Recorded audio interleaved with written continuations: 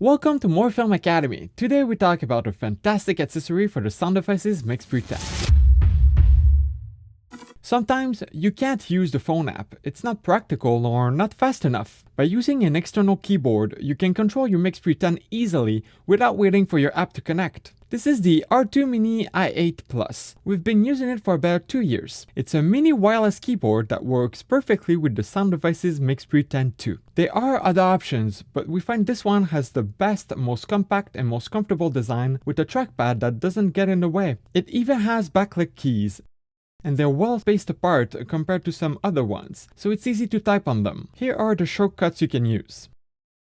What we use the most, however, is F2, Enter, Q, Q to name the next take. We also use F12 to return to the home screen, and the actual letters and numbers to write track names and scene names. That's pretty much it. But it's super useful. Also, yes, you can use this keyboard at the same time as the USB backup and even a mixing board by using something like the Anker 4-port USB hub. Now, a few minor cons. First, it still has the old mini USB plug for charging. We wish it was USB-C. Second, the on-off switch is too easily activated. It sometimes turns on simply by putting it in the bag.